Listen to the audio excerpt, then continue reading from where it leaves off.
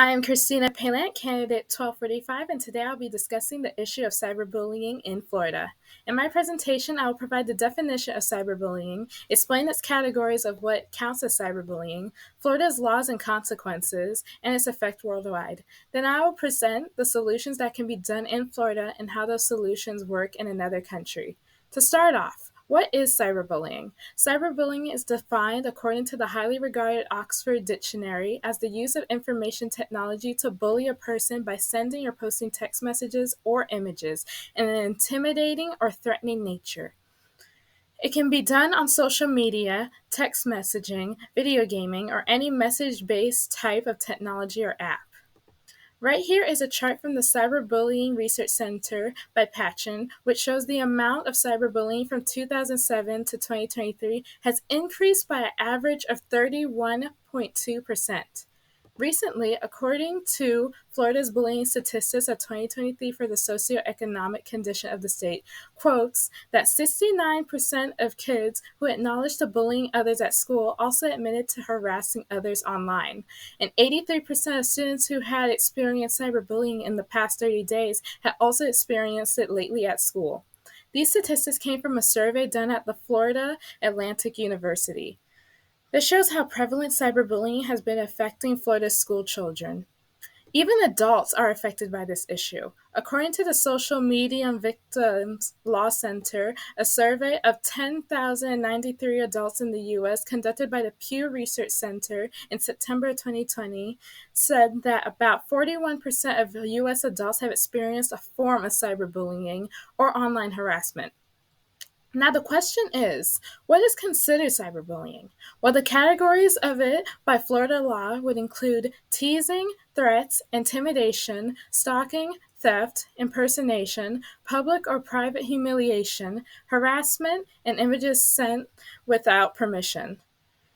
Here's some statistics of the harassment people have reported, experiencing mostly name-calling by about 41% when you see both charts. Nearly half of American teenagers ages 13 to 17 by 46% have experienced at least one of these types of cyberbullying from 2020 to 2021, according to Manuel and Chapman. Here's a chart of the percentages of each type, 46% in total. Cyberstalking is considered one of the worst kinds of cyberbullying that teens and adults commonly experience. Florida Statute 784.48 defines cyberstalking as someone who willfully, maliciously, and repeatedly follows, harasses, or cyberstalks another person. Examples of it would include excessive threats, keeping track of the location and activities of the target on social media platforms, or posting false or harmful information either directly or indirectly to the victim. The article continues that in the state of Florida, cyberstalking is considered a first-degree misdemeanor or even a felony of the third degree if there's evidence of it, or if the crime is done against a victim under 16 years old. The effects of cyberbullying would include, according from this chart from the article, all the latest cyberbullying statistics for 2024 would be the beginning of drug abuse, decreased well-being, social isolation, doing bad in school, suicidal thoughts, or even worse, self-harm. In an article written by Manuel and Chapman, it states that according to a study in early 2021, the COVID-19 pandemic and its aftermath significantly increased cyberbullying rates.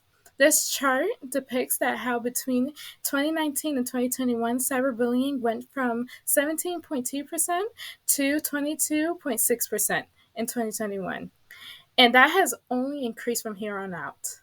It is most likely because our online activities significantly increased by 45%, social media being the biggest culprit of where cyberbullying mostly occurs, which is Instagram and Facebook being the highest platforms by 79% combined.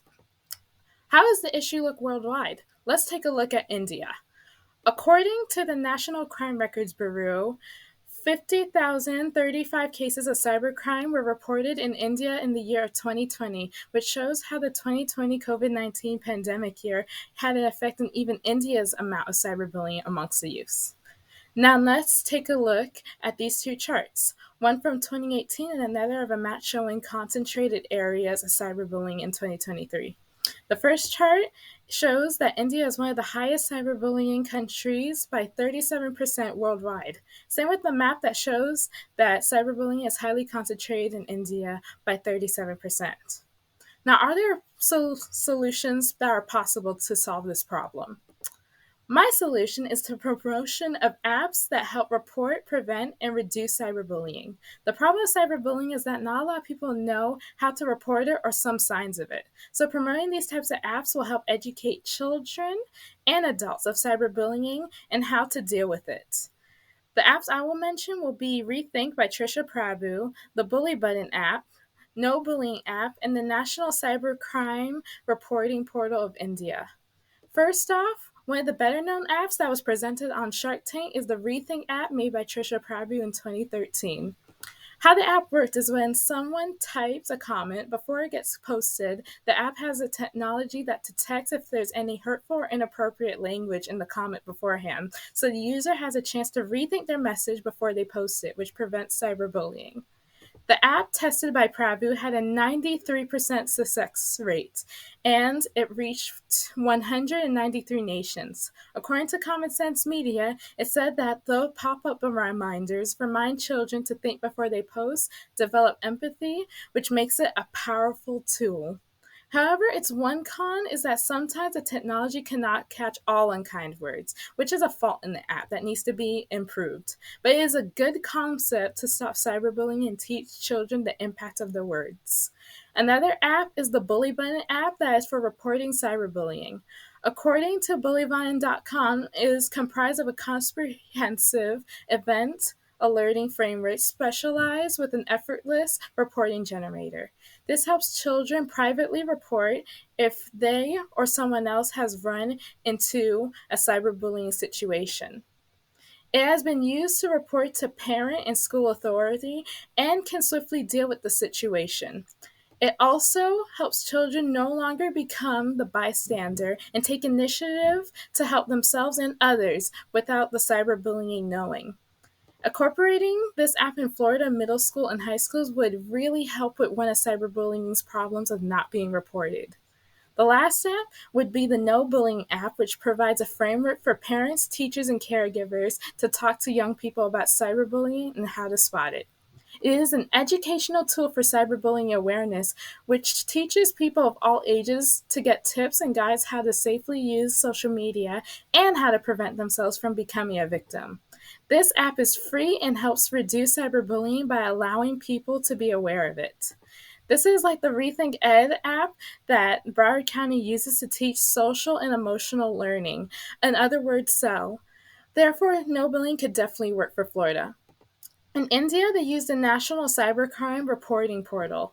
The NCRP is the initiative of the Indian government that submits online complaints by victims who have faced cybercrimes, especially women and children. They provide immediate action on the filed complaints with the help of local police. According to an academic journal about the NCRP's effectiveness, it states that the portal is quite helpful and a quick way for citizens to report cybercrimes. It has received 216,739 reports in 2023. However, where it lacks is its lack of a FRI, or First Information Report, which is a written document that is prepared by the Indian police when they receive information of a case or a complaint of an offense or crime. Not all cases get registered on the portal, however, it has some effectiveness since in 2022, more than 25,000 people in India got arrested for cybercrime and cyber harassment. A solution to the FRI problem is to have more people in charge of the NCRP so that more reports can be registered, but otherwise it is a good attempt by law enforcement to tackle this issue. In conclusion, these apps and the portal in India all serve as reducers to cyberbullying, using the education of awareness and a way to privately report it to the authorities to stop the pursuance. People at least knowing that there are resources out there that can help, can stop the problem, and make a difference. And here are my sources that I have used.